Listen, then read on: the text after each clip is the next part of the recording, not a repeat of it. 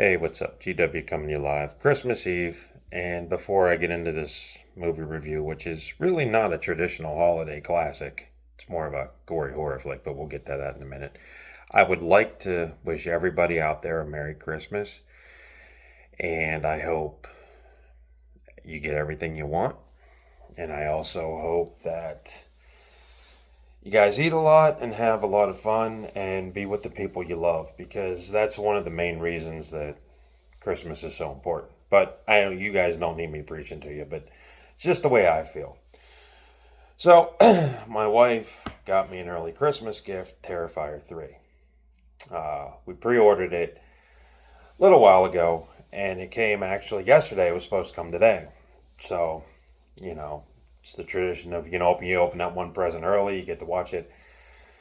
And it actually, I'm glad it came because Amazon is on, well, there was rumors of a strike. Turned out that they weren't really on strike, but packages are slow. In fact, I got up at 4 o'clock in the morning and I saw Amazon and FedEx going up and down our street. So that tells me today is one of the busiest days of the year, if not the busiest. So it was lucky I got this. Malls have been crazy. Malls have been really crazy, guys, lately.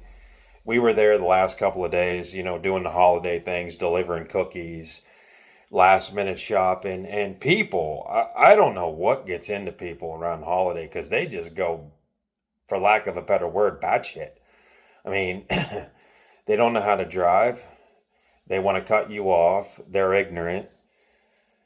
And there's big crowds and nobody wants to give an inch and everybody's, in a panic and frantic for that last minute gift.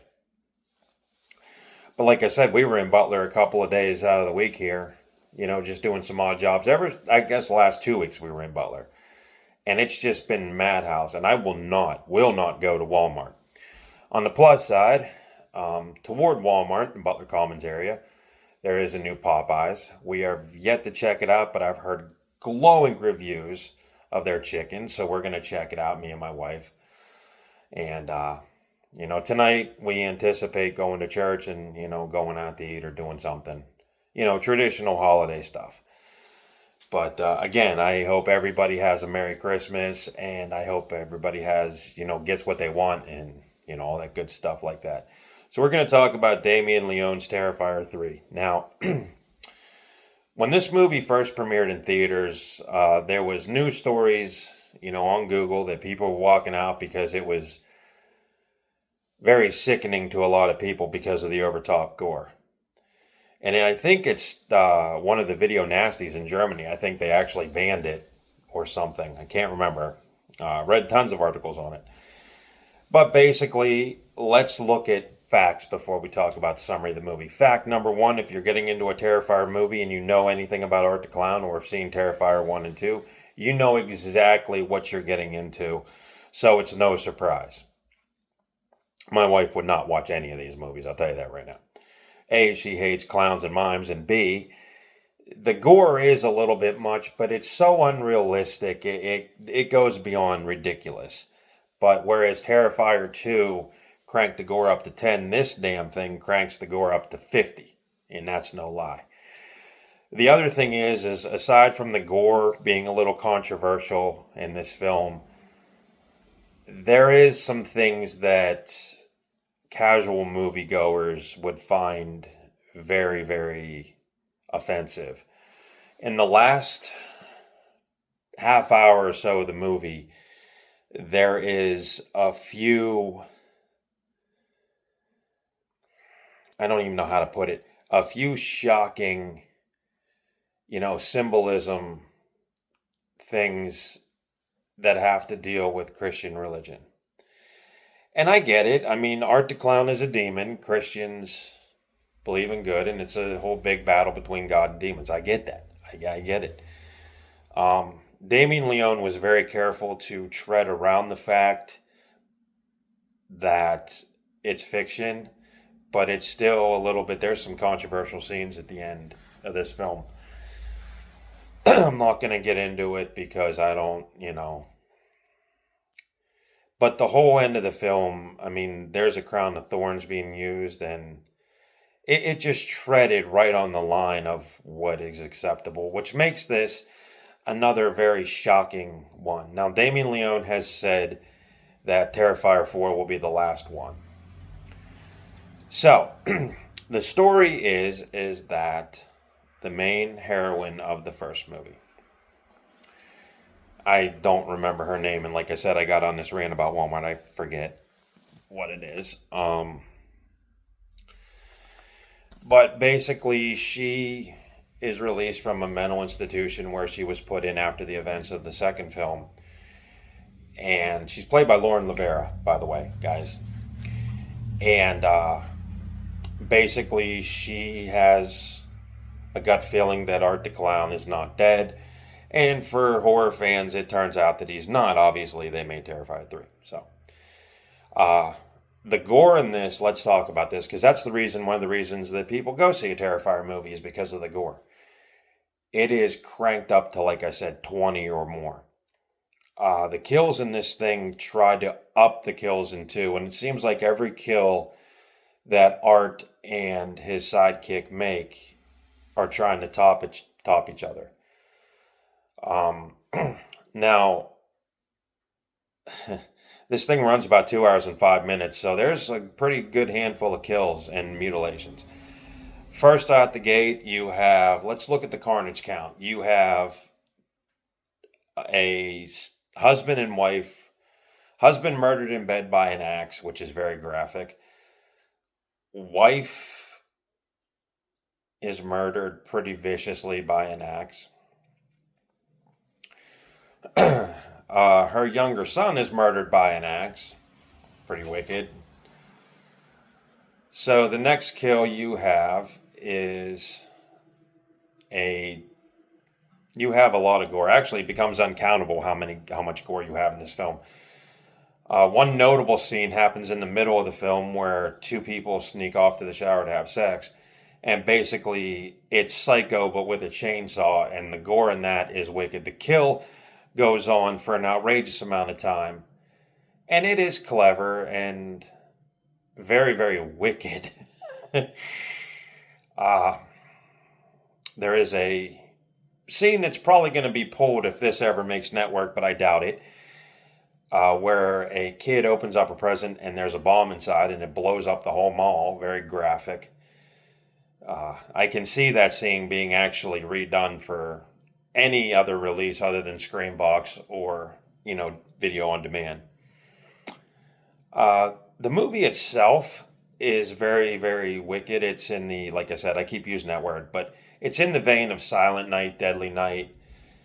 And, being that it was released, yesterday, I mean, it fits. It's an atmospheric horror film because there's snow on the ground. Everybody's looking at Santa. You got Art the Clown dressed up as Santa. Oh, that was the other kill. Is that other than some occasional, headshots from a pistol that Art deals out, you have a wicked, wicked, outrageous kill with a fire extinguisher turned into a CO2 thrower. Well, an ice thrower. It's the opposite of a flamethrower. That's damn graphic. This film is really, I'm telling you, is not for everybody, but if you've seen the first two, you might as well owe it to yourself to see this. This does have some conclusions to it, but there is a fourth film in the works, which I believe will be the final showdown between Laura Rivera's character and Art the Clown. I actually could see why people would walk out and throw up in this. I mean, this is a pretty nasty little gory gem of a film, and it seems like that this one was, number one in VOD and movie theater sales.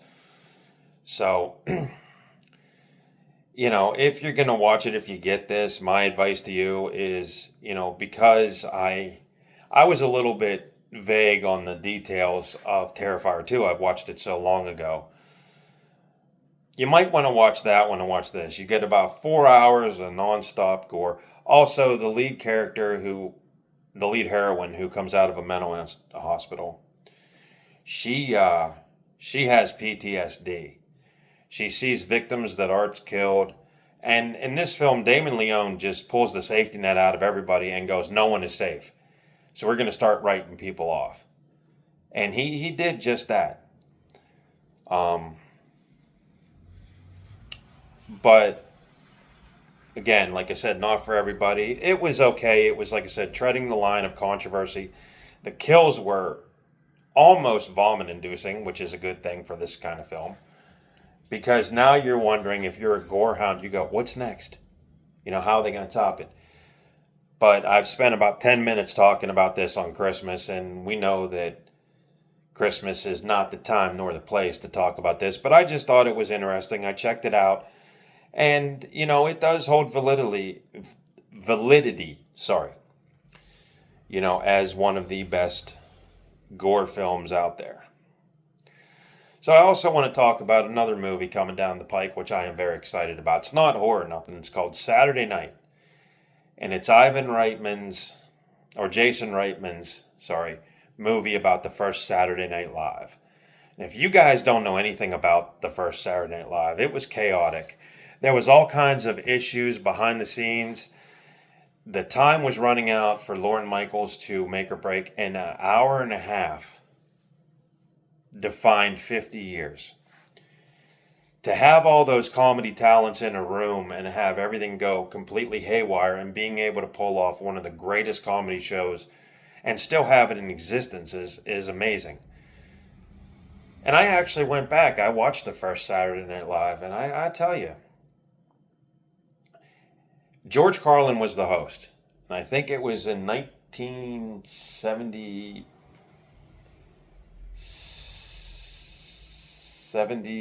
something, 78, I want to say.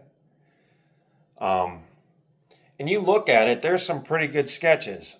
And you get to see John Belushi. He plays a shark attack victim on a talk show. Chevy Chase did the first ever Weekend Update, and it was amazing. It was still funny today as it was back then.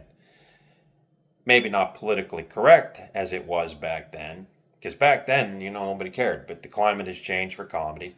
But it's still classic, So you can pre-order that on Amazon. You can also watch it streaming. I am going to wait and get the Blu-ray because we all know that the Blu-ray has more stuff to it.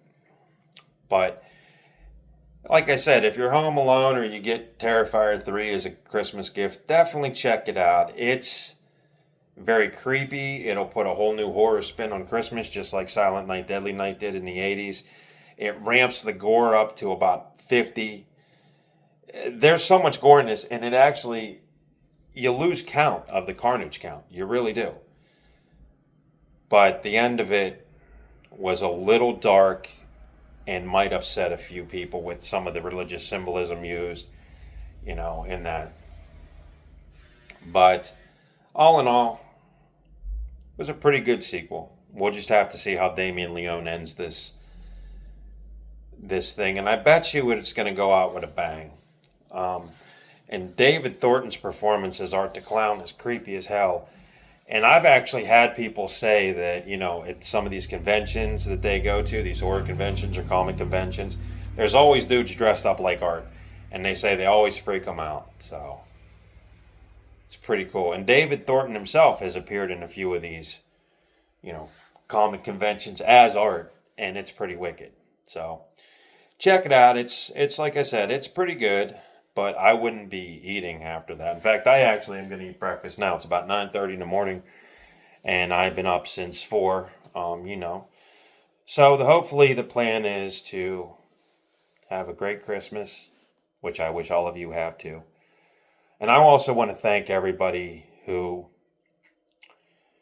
has been influential this year, because a lot of people have come up to me, or getting into my channel, and it's really cool. Last I checked, I had 54 subscribers. Now I got like 66 or something like that. And it's cool that I get around. Also, speaking of that, about 2-3 weeks ago, I got another message from one of these, YouTube monetizers. And they keep telling me the same thing. They're like, hey, call me. We'll monetize your channel. There's so much more people you can reach. And, we want you to do this and that and contact me and spend money and. And again, I created this. Now, I do have to say that I might change the name of this channel because I did look, there is a movie talk, a secondary channel, which I didn't know anything about, but I don't want to be, slammed for, copyright infringement if somebody already else has movie talk. So we'll come up with something. How about I got it. I'll write it down on this one. Maybe, no one does this, just to change the name, but it's still going to be the same channel. But again, back to these monetizers, I've always been the one to operate independently.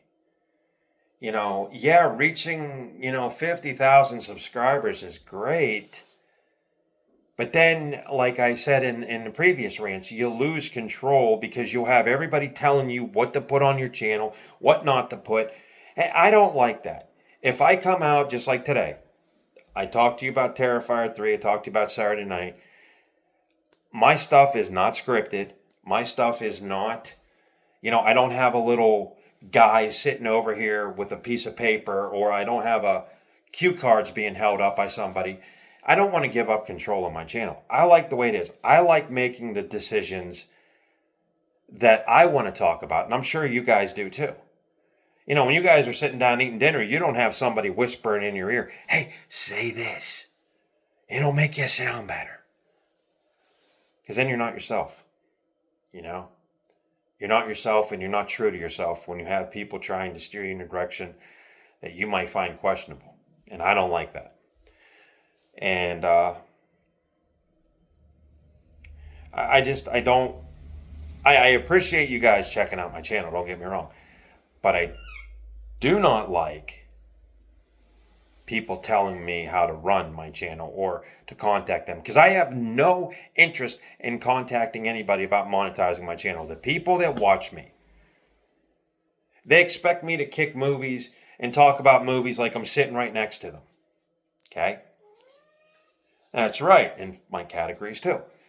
But what I'm not going to do is give up the feeling that I get of being in control. I come in here and I talk about whatever I want to talk about. And I know that people come out of the woodwork and they'll say, oh, hey, Greg, we're not going to tell you what to do. Yeah. You say that now, and then the minute I sign and spend $50,000 to make my channel a big budget, you know what happens? Oh, you shouldn't do this, or I'm going to... No, we're not doing that. So I appreciate, like I said, you guys checking out the videos, and I appreciate everybody that has watched my channel this year. And we're gonna rock it again next year, but I also don't like being told what to do. I like being in control. I'm the one who created this, this channel and what I talk about, and that's that. So, big shout out to all my fans. Merry Christmas. Or all my supporters. They're not fans. Because fans make you seem like you're bigger than what you are. But all the supporters of the channel, thank you. Everybody that I've taught useless crap about movies over the years, I appreciate it. Even my man, in other countries, people check them out and they write to me all the time.